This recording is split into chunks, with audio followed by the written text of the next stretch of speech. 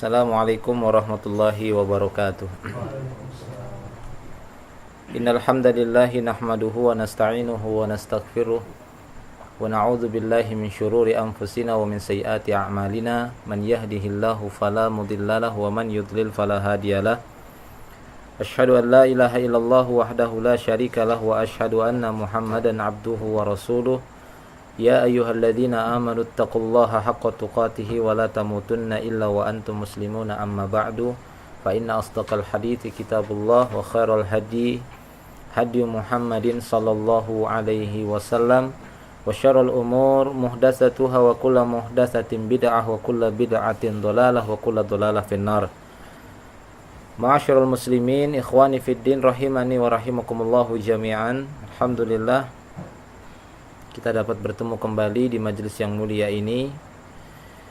Kita akan meneruskan pembahasan kita tentang hal-hal yang wajib diketahui oleh setiap muslim dan muslimah, yaitu merujuk kepada kitab Al-Wajibat beserta dengan syarahnya.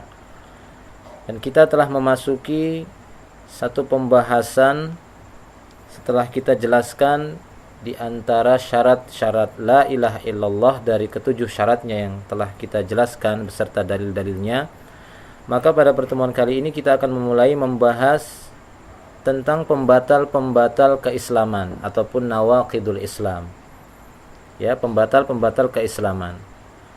Pernah kita singgung sebelumnya bahwasanya di antara ibadah-ibadah itu dijelaskan oleh para ulama bagaimana syarat-syarat sah diterimanya ibadah. Seperti sholat ada syarat-syarat sahnya, puasa ada syarat diterimanya juga. Nah demikian juga syahadat ataupun ucapan la ilaha illallah seseorang itu ada syarat-syaratnya. Nah di sana juga kita dapati ibadah-ibadah yang diperintahkan oleh Allah Subhanahu wa taala dijelaskan oleh para ulama kita ada hal-hal yang bisa membatalkannya. Sholat ada hal-hal yang bisa membatalkannya, seperti buang angin, batalnya wudunya ataupun yang lainnya. Itu disebutkan, dijelaskan. Dan ibadah-ibadah yang lainnya. Maka demikian juga keislaman seseorang, syahadat seseorang yang sudah diterima ini juga bisa batal kalau dia melakukan pembatal-pembatal keislaman tersebut. Jadi ini suatu hal yang bisa difahami secara mudah. Bukan satu pembahasan yang mungkin ada sebagian orang mengatakan kok Islam bisa batal, kok bisa keislaman seorang batal. Ya sama halnya ketika kita bertanya, kalau begitu bagaimana mungkin sholat seseorang itu bisa batal? Ya jelas karena dia melakukan pembatal ibadah itu. Nah demikian juga syahadat seseorang itu bisa batal walaupun dia mengucapkannya sampai berpuluh-puluh kali, beratus kali dia ucapkan syahadat la ilaha illallah Muhammad Rasulullah, tapi dia lakukan pembatalnya, maka itu tidak diterima, batal keislamannya. Nah sekarang kita akan membahas di antara nawaqidul Islam yang disebutkan di dalam kitab Al-Wajibat ini. Beliau menyebutkan di dalam matannya, i'lam qala al-muallif rahimahullah, berkata al-muallif rahimahullah, semoga Allah Subhanahu wa taala merahmati beliau, i'lam anna nawaqidul Islam asyratun. Ketahuilah olehmu sesungguhnya pembatal-pembatal Islam itu ada 10. Ya, sesungguhnya pembatal-pembatal Islam itu ada 10. Nah kemudian di dalam syarahnya disebutkan an-nawaqidu jam'u naqid. Yang dikatakan nawaqid, nah kita sebutkan judulnya nawaqidul Islam. Ini bentuknya jamak, begitu ya, dijamak. Artinya dalam bentuk kalimat yang pluralnya, bukan tunggalnya. Adapun bentuk tunggalnya naqidun. Karena dia lebih dari satu, ada 10, maka dia dengan bentuk jamak, yaitu pembatal-pembatal keislaman, bukan satu saja, berarti lebih dari satu, lebih dari dua, karena dia dalam bentuk jamak. Nah kemudian beliau mengatakan an-naqdu fil asli halul mibram wa ifsaduhu. Secara bahasa makna dari an-naqdu asalnya adalah halul mibram. Al-mibram itu sesuatu yang sudah ya dipintal. Mungkin beberapa helai benang, beberapa helai tali, kemudian diikat dengan kuat, kan gitu ya. Ataupun benang yang sudah dirajut, nah gitu ya, itu menjadi kuat. Nah kemudian diurai dilepas satu-satu, jadi rusak kan gitu ya. Jadi menjadi rusak. Nah, itulah dia secara asal naqid, nawaqid, yaitu mengurai kembali sesuatu yang sudah kuat, yang sudah diikat dengan syahadatnya, dengan keyakinannya, itu dia urai menjadi lepas, menjadi rusak. Ya, ini makna secara bahasanya. Asalnya makna an-naqdu adalah halul mibram wa ifsaduhu, mengurai sesuatu yang sudah kan gitu ya, yang sudah terpintal, yang sudah terajut, dia rusak kembali. Itu secara bahasa. Nah, adapun fanawaqidul Islam hiya mufsidatuhu wa mubtilatuhu allati mata tara'at alaihi afsadathu wa ahbatatil amal wa sara sahibuhu minal mukhalladina finnar wal iyazu billah. Maka kata beliau, pembatal-pembatal keislaman adalah mufsidatuhu wa mubtilatuhu, yaitu perusak ataupun pembatal Islam itu sendiri, yang menghancurkan Islam seseorang, hancur keislamannya. Maka kapanpun pembatal-pembatal keislaman ini menimpa seseorang, niscaya pembatal ini akan merusak keislamannya, menghapus amal-amalnya, sehingga pelakunya pun akan menjadi orang-orang yang dikekalkan di dalam api neraka wal iyazubillah. Jadi ketika dia sudah melakukan pembatal Islam ini, ya, sara sahibuhu minal mukhalladina finnar, kata beliau, wal iyazubillah, maka pelakunya itu akan kekal di dalam api neraka. Kita berlindung kepada Allah Subhanahu wa taala, wal iyazubillah. Kal hadas, kata beliau, seperti hadas. Tahu hadas ya? Hadas yaitu di dalam toharoh. Kal hadas, kata beliau, idza dakhala fit toharoh afsadaha wa abtalaha. Sebagaimana hadas, jika dia telah masuk ke dalam toharoh, maka batalah toharoh itu. Iya atau tidak? Iya, kan seperti itu. Hadas, ketika Abu Hurairah ditanya apa itu hadas, ad-durat wal fusa, ya, al-fusa wad durat, yaitu buang angin, kan gitu ya. Atau bahasa kita kentut. Ya, al-fusa, cuma dalam istilah bahasa Arab, kentut yang bersuara sama yang tersembunyi itu dibedakan. Fusa itu buang angin yang halus suaranya. Tapi kalau durat itu yang keras suaranya, seperti bom molotov. Nah, kan gitu ya. Jadi kalau kita di Indonesia sama aja, sama-sama kentut namanya. Ya, sama-sama namanya itu kentut. Ya, gitu. Nah, beliau mengatakan hadas, jika dia telah masuk ke dalam toharoh, artinya telah bercampur kepada toharoh, dia berhadas, maka jelas batal toharohnya. Nah, kemudian di dalam matanya tadi beliau mengatakan i'lam. Karena ini kita masih berbicara dengan matan yang disebutkan oleh muallif dalam kitab Al-Wajibat ini. Jadi di awal telah kita bacakan matannya, i'lam anna nawaqidul Islam asyrah. Beliau mengawali pembahasannya ini dengan kalimat i'lam. Apa itu i'lam? Kata beliau, kalimatun yu'ta biha lil umuril muhimmah. Kalimat i'lam ini biasanya didatangkan bersama kalimat i'lam ini untuk tujuan atau untuk perkara-perkara yang sangat penting. Jadi orang-orang Arab atau dengan istilah Arab, tatkala dia disebutkan i'lam, orang yang dengarnya langsung bersiap-siap untuk menerima kalimat setelahnya. Itu biasanya seperti itu. Makanya dalam Al-Quran ada beberapa ayat Allah Ta'ala mengatakan fa'lam, i'lamu, kan gitu ya, fa'lam annahu la ilaha illallah. Supaya apa? Setelah kalimat fa'lam, ya, orang yang mendengar kalimat ini dia akan menunggu-nunggu apa kalau begitu, ya, apa yang akan disebutkan setelah kalimat fa'lam ini, sehingga mendorong seseorang untuk lebih konsentrasi dan lebih fokus. Makanya ini biasa disebutkan oleh para ulama, fa'lam, fa'lamu. Setelah seorang alim, seorang ulama berkata demikian, orang yang mendengarnya akan bersiap-siap.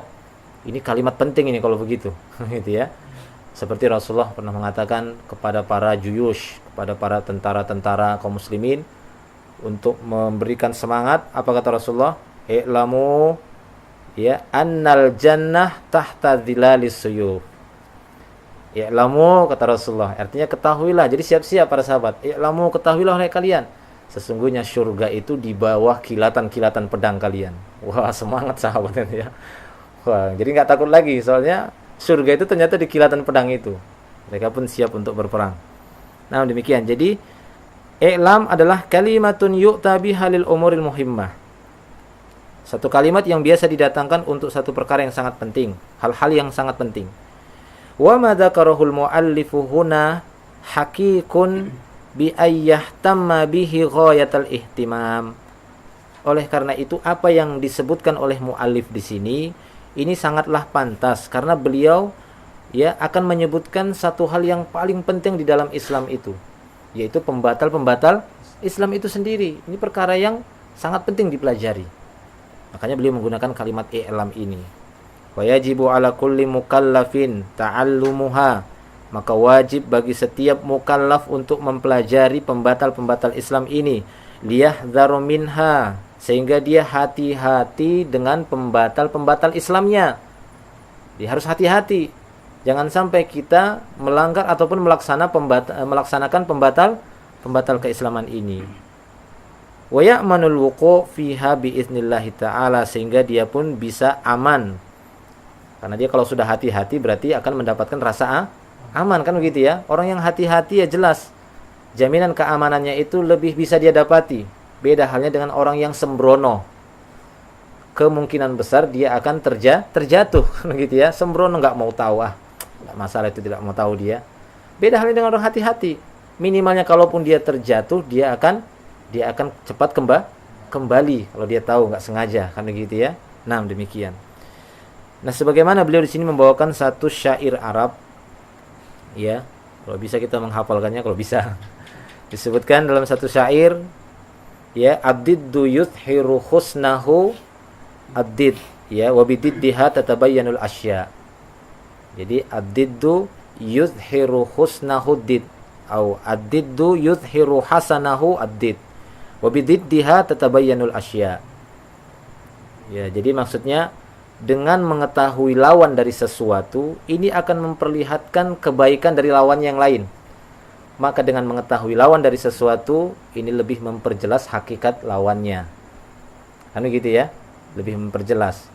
Kenapa demikian? Karena dengan mengetahui pembatal-pembatal Islam, kita lebih mengetahui bagaimana hakikat agama sebenarnya. Ya atau tidak? Iya, seperti itu. Ya, sama halnya, orang akan lebih kenal warna putih karena ada warna hitam. Kalau ada orang nggak kenal warna hitam, dia kurang mengetahui sifat putih ini. Kan begitu ya? Tapi tatkala ada hitam, oh ini ternyata putih begini, ini hitam.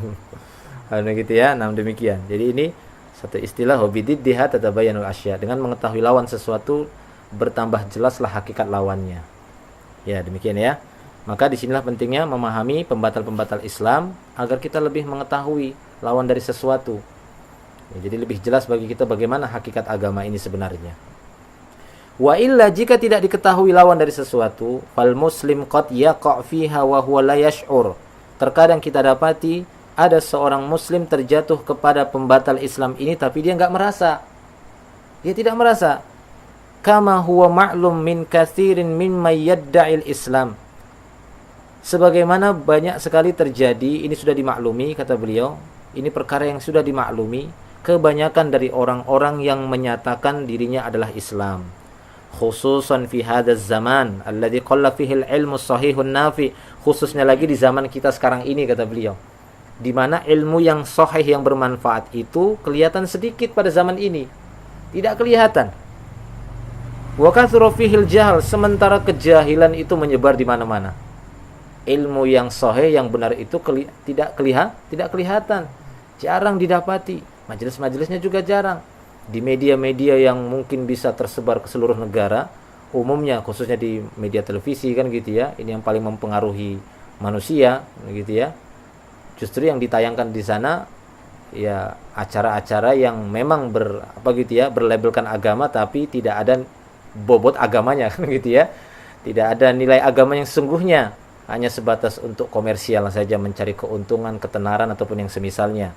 Akhirnya orang-orang hanya berkiblat dengan ya agama yang dia dapati melalui televisi, melalui para penceramah ataupun ya ustadz-ustadz yang di televisi, yang terkadang ditanya oh enggak apa-apa, ya oh enggak apa-apa, sehingga tatkala kita membawakan ini ayat Allah, ini hadis Rasulullah menyatakan tidak boleh. Oh, itu di TV boleh bilang. Itu ya. TV jadi dalilnya. Masya Allah, Al-Quran dan hadis nggak berlaku lagi. TV jadi dalil minad dalail. Kalau seandainya Allah bertanya kepada mereka, hatu burhanakum in kuntum shodiqin, bawa bukti-bukti kalian jika kalian orang benar. Nih, wah, buktinya TV. Gitu ya.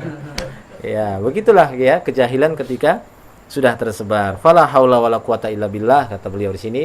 Ya, la haula wala quwata illa billah. Ya, hanya tidak ada kekuatan, tidak ada daya dan kekuatan kecuali kekuatan Allah Subhanahu wa taala. Wa qaulu Syekh rahimahullah innaha asyrah, dan ucapan Syekh tadi muallif rahimahullah, beliau mengatakan innaha asyrah, sesungguhnya pembatal Islam ini ada 10. Ketahuilah muraduhu al-mujma' 'alaiha, yang beliau maksud ini bukan pembatasan. Ini yang disepakati oleh para ulama, ini mujma' 'alaiha. Ini yang disepakati, enggak ada khilaf. Sehingga ketika kita menjelaskan pembagian yang tidak ada khilaf di dalamnya, ini lebih mudah kan gitu ya. Lebih mudah, tidak perlu kita mencari ataupun meneliti secara mendalam untuk mendapatkan tarjihnya. Karena ini sudah sesuatu yang disepakati 10 hal ini. Ya, 10 hal ini. Jadi ini perkara yang sudah disepakati. Wa illa fahiya aktsaru min dzalik. Jika tidak demikian, yang dimaksud 10 ini adalah perkara yang disepakati, yang diijma kan gitu ya. Sudah menjadi konsensus. Jika tidak, maka di sana para ulama menyebutkan lebih dari 10 pembatal Islam, tapi tidak disepakati. Sebagian mungkin mengatakan iya, sebagian mengatakan memperincinya, kan gitu ya. Sebagian yang lain mungkin mengatakan itu hanya sebatas dosa-dosa saja, tidak sampai membatalkan Islam. Ya, jadi ternyata yang 10 ini beliau menyebutkan 10 bukan pembatasan, hanya 10, tapi sebenarnya banyak. Yang lainnya cuma ini yang disepakati oleh para ulama. Nah, demikian. Kama yadhkuruhul fuqaha'u fi kulli madhhabin fi babi hukmil murtad wa huwal muslim alladhi yakfuru ba'da islamihi. Ya, jadi pembatal-pembatal Islam seperti yang disebutkan oleh para ahli fikih, para fuqaha, mereka sebutkan pada setiap madhab-madhab yang dikenal. Itu mereka akan membahas tentang hukum-hukum murtad, babu hukmil murtad, bab yang menjelaskan hukum ya kapankah seorang itu dikatakan murtad, keluar dari Islam. Ya, seorang muslim yang telah kufur setelah keislamannya. Ini banyak dibahas di dalam kitab-kitab fikihnya, ya, terutama kitab fikih. Setiap mazhab akan membahas itu. Ya, setiap mazhab, kitab-kitab mazhab itu akan membahas perbuatan-perbuatan yang menyebabkan kemurtadan, keluar dari Islam. Nas'alullah al-afiyah wassalamah lana walil muslimin. Dan beliau mengakhiri mukadimahnya ini, semoga ya kita meminta kepada Allah keselamatan untuk kita dan untuk kaum muslimin. Al-awwal, kata beliau. Jadi beliau mulai membahas yang pertama dari pembatal keislaman. Tadi sebatas pendahuluan kan gitu ya, supaya jelas apa yang dimaksud ini nawaqidul Islam secara bahasa dan secara hukum syar'inya tadi. Jelas sudah ya. Jadi maksud 10 itu tadi apa? Kemudian kenapa harus disebutkan pembatal Islam? Ya, karena tadi ada syairnya juga, wa bididdiha tatabayyanul asya'. Baik. Al-awwal, pembatal Islam yang pertama, kata beliau, yang disepakati oleh seluruh para ulama dan dalil-dalilnya juga sangat kuat, adalah asyirku fi ibadatillah, yaitu kesyirikan di dalam beribadah kepada Allah Subhanahu wa taala. Disepakati. Jadi syirik ini menempati level yang paling pertama dari pembatal-pembatal Islam adalah syirik fi ibadatillah, berbuat syirik dalam beribadah kepada Allah Subhanahu wa taala. Allah taala berfirman dalam surat An-Nisa ayat yang ke-48 dan 116, innallaha la yaghfiru ayyushraka bihi wa yaghfiru ma duna dzalika liman yasha. Ya, ini dibawakan oleh beliau. Sesungguhnya Allah Subhanahu wa taala tidak akan mengampuni dosa syirik. Ya, jelas.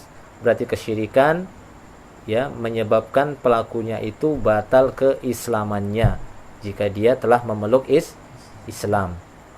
Kalau dia belum memeluk Islam, ya tambah parah lah kan gitu ya.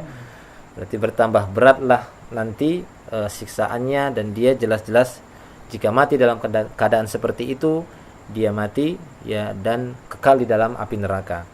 Jadi sungguhnya Allah Subhanahu wa taala tidak akan mengampuni dosa kesyirikan. Wa yaghfiru ma duna dzalika liman yasha. Dan Allah akan mengampuni dosa yang di bawah kesyirikan itu bagi siapa yang dia kehendaki. Nah, kemudian beliau menjelaskan dari pembatal Islam yang pertama ini, ibtada'a rahimahullahu ta'ala hadhihi an-nawaqidil asyrah bisyirki li'annahu a'zamu dhanbin usiyallahu bihi wa huwa hatmun lirububiyyah wa tanqusu lil uluhiyyah wa su'udzan bi rabbil alamin fahuwa abtalul batil wa azlamuz zulm wa aqbahul ma'asi li'annahu yaqtadi taswiyatal makhluq an-naqis bil khaliqil kamil min jami'il wujuh subhanahu wa ta'ala. Jadi al-muallif di sini rahimahullah memulai pembatal Islam yang pertama dari 10 yang akan beliau sebutkan adalah kesyirikan. Kenapa? Karena syirik adalah a'dzamu dzanbin, dosa yang paling besar. Ya, dosa yang paling besar yang mana Allah didurhakai dengan kesyirikan ini. Wa huwa hatmun lirububiyah. Kesyirikan ini merupakan perusak rububiyah Allah Subhanahu wa taala. Tanqusul uluhiyah, yang bisa mengurangi nilai keagungan uluhiyah Allah Subhanahu wa taala, wa su'udzon birabbil alamin. Syirik itu merupakan perbuatan su'udzon, berburuk sangka kepada Rabbul Alamin. Ini buruk sangka seperti ini. Berbuat syirik itu buruk sangka, sejelek-jelek prasangkaan yang buruk kepada Allah Subhanahu wa taala. Abtalul batil, kebatilan yang paling batil. Azlamuz zulm, kezoliman yang paling zolim. Akbahul ma'asi, ya, kemaksiatan yang paling kotor adalah kesyirikan ini. Kenapa kata beliau? Li'annahu yaqtadi taswiyatal makhluk an-naqis bil khaliqil kamil min jami'il wujuh. Karena perbuatan syirik ini berkonsekuensi menyamaratakan makhluk yang lemah dan penuh kekurangan ini disamakan dengan Khaliq yang penuh kesempurnaan dari segala sisi. Dari segala sisi Allah Maha sempurna. Kesempurnaan yang dimiliki oleh seorang hamba, maka Allah lebih darinya. Seorang hamba mungkin dia dikenal, oh dia itu sangat penyayang, Allah lebih penyayang. Ya atau tidak? Iya, seperti itu. Didapati seorang dia itu dermawan sekali, sampai habis hartanya semuanya. Ya, dia sumbangkan, dia infakkan untuk membantu orang. Allah lebih dermawan daripada dia. Kan begitu ya? Jadi perbuatan syirik ini berkonsekuensi menyamaratakan antara Khaliq dengan makhluk. Khaliqul kamil yang penuh kesempurnaan disamakan dengan makhlukin naqis, makhluk yang lemah dan lembek ini, gitu ya, yang banyak kelemahan. Nah, disinilah letak kesalahannya. Nah, sehingga kata beliau di sini, taqaddama ta'rifus syirk, sudah kita lewati ya, sudah berlalu definisi syirik, pernah kita jelaskan di awal-awal pembahasan kitab ini, annahu musawatu ghairillahi billahi fima huwa min khasaisillah. Maksudnya definisi syirik itu yaitu menyamakan selain Allah dengan Allah. Itulah syirik, kan gitu ya. Menyamakan selain Allah. Apakah selain Allah itu terserah? Apakah malaikat, nabi, orang soleh, batu, keris, gunung, laut disamakan dengan Allah Subhanahu wa taala. Fima huwa min khasaisillah, yaitu pada perkara-perkara yang kekhususan hanya untuk Allah saja. Minta tolong, boleh enggak sama manusia? Boleh, kan begitu ya. Tapi ada yang memang meminta pertolongan yang hanya khusus untuk Allah, enggak boleh kepada selain Allah Subhanahu wa taala. Apa itu? Minta tolong supaya ya hajat-hajatnya selama kehidupan itu, keperluannya selama kehidupan itu dipenuhi, dan dia mintanya bukan sama Allah. Ya, kepada selain Allah Subhanahu wa taala dari perkara-perkara yang sampai perkara gaib. Tidak boleh mendatangi seorang Pak atau malaikat yang dia panggil, rasulkah yang dia panggil gitu ya, orang soleh yang dia panggil, atau ya gunung yang dia panggil, penjaga laut yang dia panggil dengan mengatakan, ya tolonglah supaya kehidupan saya ini lebih digembirakan. Gitu ya, supaya saya jangan kok ini kayaknya usaha saya kok gagal-gagal terus ini. Ya itu jelas, ini kan khusus untuk Allah SWT, minta sama Allah, bukan minta kepada selain Allah Subhanahu wa taala. Baik. Ya. Nanti akan ada pembahasan secara terperinci bagaimana jenis-jenis kesyirikan ini insyaallah, kata beliau. Adapun firman Allah Subhanahu wa taala yang dibawakan oleh beliau tadi, innallaha la yaghfiru ayyushraka bih. Maksudnya la yaghfiru li 'abdin lakiyahu wa huwa musyrikun bih. Allah tidak akan mengampuni dosa seorang hamba yang bertemu Allah pada hari kiamat dalam keadaan dia berbuat syirik. Enggak akan diampuni. Ketika dia bertemu dengan Allah nanti membawa seabrak kan gitu ya, segudang dosa kesyirikannya. Wa yaghfiru ma duna dzalik, dan mengampuni apa yang di bawah kesyirikan itu dari dosa-dosa. Liman yasha, maksudnya min ibadihil muslimin, dari hamba-hambanya yang masih memiliki keimanan, belum batal Islamnya, walaupun dia punya dosa, ini kemungkinan diampuni, digratisin masuk surga, itu maksudnya. Ya, selama tauhidnya masih ada dan dia tidak melakukan kesyirikan. Itu pernah saya bahas mungkin di kajian ya, bagaimana pembagian itu. Pembagian orang-orang, ada seorang yang meninggal dunia ya, tidak membawa syirik akbar, tidak pernah juga melakukan syirik asghar, tapi di bawah itu dosa-dosa maksiatnya banyak sekali. Nah, ini punya kemungkinan Allah Subhanahu wa taala mengampuni dia secara cuma-cuma. Kenapa? Enggak ada dosa syiriknya. Kan gitu ya, enggak ada dosa syiriknya. Cuma mungkin dia kemaksiatan yang lainnya banyak kan gitu ya, yang di bawah kesyirikan. Ini punya kemungkinan dia diampuni, kemudian dimasukkan ke dalam surga tanpa mendapatkan azab. Bisa enggak seperti itu? Liman yasha, Allah yang punya kehendak, ya. Ya kalian bisa apa kan gitu ya? Masa bisa protes sama Allah? Protes, enggak setuju, enak saja dia gratis masuk surga. Cuma kan kita tidak tahu siapa yang mendapatkan hal seperti itu kan gitu ya. Cuma kita harus berusaha membersihkan diri dari dosa yang paling besar, demikian juga dosa-dosa kemaksiatan. Allahu a'lam bishawab. Nah, demikian. Sehingga kata beliau, fadalat hadhil ayah ala anna syirkal akbar min nawaqidil Islam li'anna sahibahu la yukfar lahu bal huwa khalidun mukhalladun fi nari jahannam wal iyazu billah.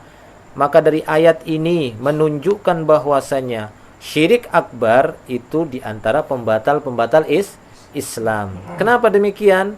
Li'anna sahibahu, karena pelaku syirik akbar ini la yukfar lahu, tidak akan pernah diampuni. Berarti ya awet di neraka, kan itu ya. La yukfar lahu, kalau udah diampuni awet di neraka. Masya Allah, wal'iyazubillah. Oh, awet itu kok di neraka ya. Ya makanya bal huwa khalidun mukhalladun fi nari jahannam. Bahkan dia akan kekal gitu ya. Khalidun mukhalladun fi nari jahannam, di neraka jahannam, wal'iyazubillah. Kita berlindung kepada Allah Subhanahu wa taala. Nah, kemudian beliau membawakan dalil yang lainnya, yaitu di dalam surat Al-Maidah ayat yang ke-72. Allah taala berfirman. Dia masih pembatal yang pertama. Hanya beliau membawakan dalil yang lain untuk menguatkan bahwasanya syirik akbar ini benar-benar ya menempati peringkat pertama dari pembatal Islam yang sangat berbahaya. Itu surat Al-Maidah ayat yang ke-72, Allah taala berfirman, innahu man yusyrik billah faqad harramallahu alaihil jannata wa ma'wahun nar wa ma lidzalimina min ansar. Allah taala berfirman, sesungguhnya siapa saja yang berbuat syirik kepada Allah, menyekutukan Allah, faqad harramahullahu alaihil jannata, maka sungguh Allah Subhanahu wa taala akan mengharamkan baginya surga, haram baginya surga. Wa ma'wahun nar, dan tempat kembalinya neraka. Wa ma lizalimina min ansar, dan tidak ada penolong bagi orang-orang yang zalim. Kembali lagi Allah mengatakan ini zalim. Nah, kemudian beliau memberikan syarah di sini. Bayyana ta'ala annahu man yusyrik bihi faya'budu ma'ahu ghairahu kainan man kana. Allah Subhanahu wa taala menjelaskan di dalam ayat tadi ya, bahwasanya orang-orang yang berbuat syirik, faya'budu ma'ahu ghairahu, beribadah bersama Allah tapi juga kepada selain Allah Subhanahu wa taala, ini dia. Ya, beribadah kepada selain Allah juga bersama Allah. Jadi disamakan ibadah itu, dikasih porsi yang sama antara Allah dan selain Allah Subhanahu wa taala, itu dia syirik. Ya, jadi dia menjadikan faya'budu ma'ahu ghairahu kainan man kana, siapapun itu, siapapun yang dia jadikan sebagai tandingan bagi Allah Subhanahu wa taala. Seperti yang sudah kita sebutkan tadi, apakah dia para malaikat, apakah dia para nabi, orang-orang soleh, ataupun orang-orang yang makhluk-makhluk yang mereka yakini, atau para jin, ya, atau makhluk-makhluk yang mereka yakini memberikan kekuasaan atau memberikan bantuan kepada mereka. Ya, seperti orang-orang yang meyakini adanya wali-wali kutub. Ya, wali-wali kutub itu yang maksudnya kutub selatan, kutub timur, kutub barat kan gitu ya. Ada penguasa, ada yang walinya gitu ya. Ada yang menjaga-jaganya di sana selain Allah maksudnya. Yang bisa mereka ajukan permintaan dan permohonan mereka dan bisa memenuhi hajat dan keperluan serta keinginan mereka. Kan gitu ya. Hebat ini seperti itu. Nah, demikian. Ya, kainan man kana, maksud beliau apapun itu yang terpenting selain Allah dijadikan setara dengan Allah Subhanahu wa taala. Nah, demikian. Li'anna al-ibadah haqquhu ta'ala, karena ibadah itu haknya Allah. Itu haknya Allah Subhanahu wa taala. Jangan dirampas haknya Allah. Haknya manusia saja dirampas marah-marah. Iya kan? Hak manusia saja dirampas itu marah dia. Bahkan dia akan membela mati-matian. Ini gimana Allah Subhanahu wa taala haknya dirampas? Walatan bagi illa lahu wahdahu la syarika lahu. Maka tidak layak ibadah itu kecuali hanya kepada Allah saja dan tidak ada sekutu baginya. Sehingga dalam ayat tadi Allah Ta'ala mengatakan faqad haramallahu alaihil jannah. Sungguh Allah Subhanahu wa taala mengharamkan baginya surga. Maksudnya fala yadkhuluha hatta yalijal jamalu fi sammil khiyat. Sampai onta itu masuk dari lubang jarum, baru dia boleh masuk ke surga. Kalau onta bisa masuk dari lubang jarum, maka orang yang berbuat syirik akbar ini akan bisa masuk surga. Tapi kapan gitu ya? Kapan onta itu bisa masuk lubang jarum? Wong jarumnya saja itu masih lebih besar ontanya kan gitu ya, daripada jarum begini disuruh onta masuk dari lubang jarum. Itu menunjukkan ini satu ungkapan yang tidak akan mungkin dia masuk surga, enggak akan mungkin dia masuk surga, enggak akan mungkin. Ya, jangan berharaplah kalau masih dia melakukan syirik akbar tadi, kecuali dia berusaha untuk membersihkan diri dari syirik akbar. Nah, demikian. Wa ma'wahun nar, kata Allah Ta'ala tadi dalam surah Al-Maidah, tempat kembalinya adalah neraka, maksudnya khalidun mukhalladun fiha, dia akan kekal di sana. Tempat kembali neraka dia akan kekal di sana. Wa ma lidzalimina min ansar, dan tidak ada penolong bagi orang-orang zalim. Wa ma lahum indallahi nasir wala mu'in wala munkith mimma hum fihi. Maksudnya tidak ada bagi mereka penolong yang membantu mereka, ya, yang membacking mereka, enggak ada kan gitu ya. Tidak ada. Ya, disebabkan dari apa yang telah terjadi pada mereka, itu kesyirikan. Wasammallahu al-musyrikina zalimin, dan dari sini kita dapati Allah menamakan para pelaku kesyirikan itu dengan orang-orang zalim. Ini senada dengan firman Allah Subhanahu wa taala di dalam surat Luqman ayat yang ke-13 yang mungkin kita mungkin sudah hafal atau berulang kali kita sebutkan, innasyirka lazulmun adzim. Sungguhnya syirik itu kezaliman yang nyata, kezaliman yang sangat besar. Innasyirka lazulmun adzim, kezaliman yang azim, yang sangat besar. Ya, wa ma lidzalimina min ansor. Jadi untuk orang-orang zalim, siapa ini? Pelaku kesyirikan. Jadi orang yang paling zalim itu adalah orang yang berbuat kesyirikan. Kenapa? Az-zulmu, kata beliau, wada'u syai' fi ghairi mawdi'ihi. Karena yang namanya zalim, kezaliman adalah menempatkan sesuatu bukan pada tempatnya. Seharusnya ibadah itu ditempatkan hanya untuk Allah, dia tempatkan kepada orang-orang yang enggak berhak. Dia tempatkan ibadah itu kepada selain Allah, ini zalim. Nah, demikian. Baik. Wa minhu, di dalam matanya ini kita baca matanya. Wa minhu azabhu li ghairillah kaman yazbahu lil jinni aw lil qabr. Dan di antara contoh syirik akbar, ini di antaranya ya. Di antara contoh syirik akbar dari sekian, ya mungkin banyak syirik akbar itu kita belum lihat. Makanya beliau di sini hanya menyebutkan syirik akbarnya saja gitu ya, syirik akbar, tapi jenis-jenis syirik akbar itu banyak. Di antaranya kata beliau, wa minhu azzabahu li ghairillah. Ya, menyembelih untuk selain Allah. Menyembelih untuk selain Allah. Apa contohnya? Contoh yang lebih ininya, spesifiknya, kaman yazbahu lil jinni aw lil qabr. Seperti seorang yang menyembelih untuk jin ataupun untuk kuburan, untuk penghuni kuburan, yang punya kuburan itu. Atau kalau bahasa kita, nggak tahu kalau di Brunei ya, kalau bahasa kita di sini biasanya disebut dengan tumbal. Nah, kan gitu ya. Tumbal, ya, menumbalkan ya makhluk-makhluk yang bernyawa. Ya, makhluk-makhluk yang bernyawa, apakah itu ayam hitam kan gitu ya, apakah kambing hitam, apakah sapi hitam, apakah untuk bangun jembatan, bangun rumah, bangun jalan kan gitu ya, ataupun untuk usaha-usaha mereka ya, atau untuk yang lainnya, bukan untuk Allah Subhanahu wa taala, tapi memang mereka meyakini adanya di sana kekuatan-kekuatan yang bisa meluluskan ataupun membantu mereka dari selain Allah Subhanahu wa taala. Makanya beliau mencontohkan di sini, azabhu li ghairillah, menyembelih untuk selain Allah, seperti orang yang menyembelih untuk jin ataupun untuk penghuni kubur. Ini syirik akbar. Maksudnya kata beliau, wa minasyirki fi ibadatillahi ta'ala azabhu li ghairihi ta'ala kaman yadhbahu lil jinni aw lil qabr. Maksudnya orang-orang di antara kesyirikan pada ibadah ini yaitu bentuk sembelihan yang diberikan kepada selain Allah, apakah seorang yang menyembelih untuk jin ataukah untuk kuburan. Dalilnya adalah firman Allah Subhanahu wa taala dalam surat Al-An'am ayat yang ke-162.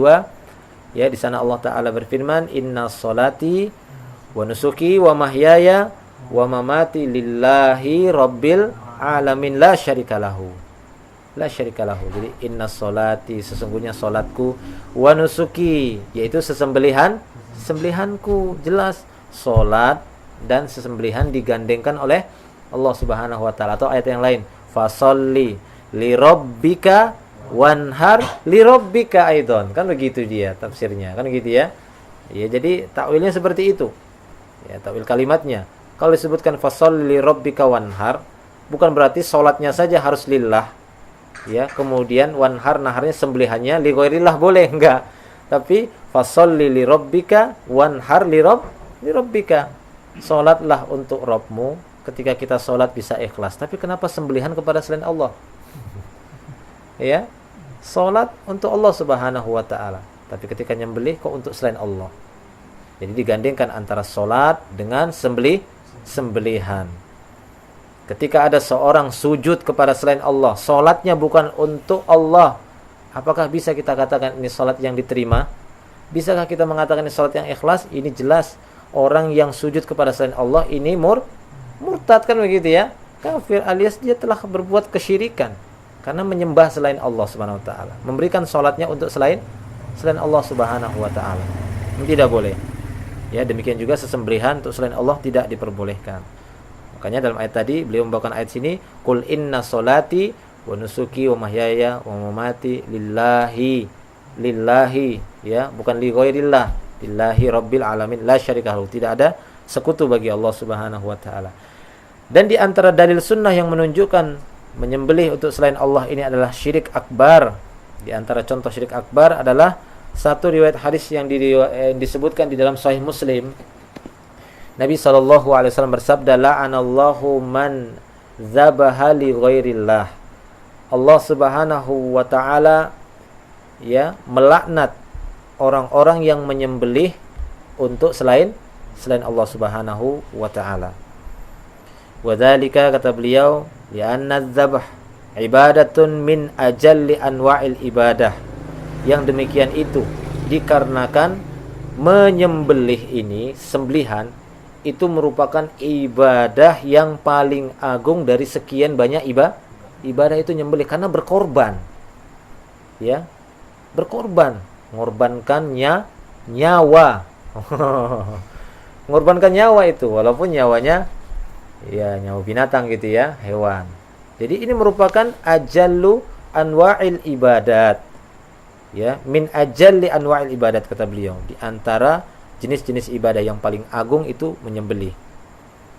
Fa idza thabata annahu ibadah, jika sudah tetap di dalam Islam bahwasanya sembelihan ini adalah ibadah, fasarfuhu li ghairillah syirkun akbar naqilun anil millah, maka jelas memalingkan ibadah ini kepada selain Allah syirik akbar, keluar dari millah ini, keluar dari agama, keluar dari Islam. Nah, demikian ikhwani fiddin rahimani wa rahimakumullah. Dan terakhir beliau mengatakan, innama khassas syekh adzabha bidzikri huna liwujudi dzalika fi zamanihi bikathratin.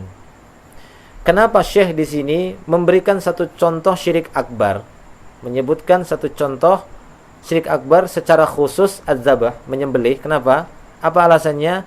Karena didapati di zaman beliau banyak sekali perbuatan ini muncul. Masya Allah ya, padahal beliau hidup di negeri Jazirah Arab, tapi ternyata banyak didapati mereka melakukan sesembelihan untuk selain Allah, untuk jin, untuk syaitan, ya. Yang jelas ini paling banyak untuk jin, walaupun dia berkedok hanya sebatas berkedok, kan begitu ya, gua berkedok, tempat-tempat angker, tempat keramat, ya. Tapi sebenarnya di balik itu semua adalah syaitan. Ya, ataukah untuk lil qabr, yang nanti dari kuburan itu bisa muncul suara, kan begitu ya, sembelih ini, atau dari tempat-tempat yang itu muncul suara, itu memang perbuatan-perbuatan syaitan yang seperti itu. Nah, demikian ya, karena sungguhnya ya di antara tidak ada, Allah Subhanahu wa taala dalam Al-Qur'an tidak menyebut makhluk-makhluk yang lain, dosa bingung. Pilih saja, kan begitu ya, antara dia malaikat ataukah dia jin, kan gitu ya, malaikat ataukah jin. Enggak ada arwah gentayangan. Enak betul arwah gentayangan. Arwah kok gentayangan jalan-jalan, enak betul. Hah? Iya, masa arwahnya gentayangan? Itu setan nakut-nakuti manusia. Ya, innama dzalika syaitan yukhawifuhum. Sungguhnya demikian itu adalah setan yang nakut-nakuti mereka. Ya, yukhawifu awliya'ahu wala takhafuhum wa khafuni in kuntum mu'minin. Janganlah takut pada mereka, tapi takutlah kepadaku, kata Allah Subhanahu wa taala, jika kalian benar-benar beriman. Jadi ini banyak terjadi, kata beliau, di zaman beliau, bentuk penyembelihan untuk selain Allah Subhanahu wa taala. Fa nabbaha alaihi litahdziri minhu. Beliau menyebutkan ini untuk memberikan peringatan agar tidak terjerumus di dalam perbuatan ini, karena ini syirik akbar. Wa kadzalika fi zamanina hadza, kata pensyarah di sini, demikian juga di zaman kita sekarang ini. Ya, di zaman kita sekarang ini banyak ya. Banyak sekali. Lagi di kota kita ini mungkin saya pernah mendengar ya, salah satu pasar yang ada di kota kita ini, ketika membuat pasar itu, kemudian dibawalah 2 ekor sapi apa gitu ya, kerbau, ya, dalam rangka untuk membangun pasar itu. Sebelum didirikan pasar itu sembelih, katanya. Saya pernah dibilang, Ustaz, dulu saya hampir-hampir ikut di sana, katanya. Saya diajak nyembelih 2 ekor sapi sebelum bangun pasar itu, katanya. Masya Allah. Antum ikut? Enggak. Saya cuma ingatkan, kalian kalau enggak bertobat dari perbuatan ini kekal di neraka kalian. Kemudian saya permisi, sudah gitu saja. Dia mengatakan itu saja gitu ya. Jangan dilakukan ini. Saya tidak setuju, katanya. Dia pun pergi karena dia termasuk pengurus pasar itu. Nah, demikian ya. Jadi ini ada gitu ya, memang terjadi. Ada beberapa jembatan yang saya ketahui juga dulu ya, ketika dibangun, ditanam sana kepala kerbau, disembelih dulu, tanam kepala kerbau dan semisalnya, waliyadzubillah. Baik ya. Jadi terlebih lagi di zaman kita ini, kata beliau, banyak sekali ya, katsirun mimma yadda'i al-islama fil biladil mujawarah wa ghairiha. Terlebih lagi banyak sekali terjadi ya, orang-orang yang mengklaim bahwasanya dia adalah Islam, terutama di negeri kita, di negeri tetangga-tetangga, kata beliau, mujawarah ya, wa ghairuha, ataupun negeri-negeri yang lain. Bal, kata beliau, bahkan innahu wujida min ba'dil jahalah fi hadhil bilad man yathbah lil jin inda suknal manzil wa nahwi dzalik. Bahkan, kata beliau, didapati perbuatan sebagian orang-orang bodoh fi hadhil bilad, kata beliau, di negeri kita ini, negeri Saudi. Aneh gitu ya, Masya Allah. Di negeri ini, negeri Arab, negeri kita ini, masih didapati orang yang menyembelih untuk jin. Kenapa? Inda suknal manzil, ya, inda suknal manzil itu berkaitan dengan rumah, karena ingin bertempat tinggal di sini, kan gitu ya. Untuk tempat tinggalnya.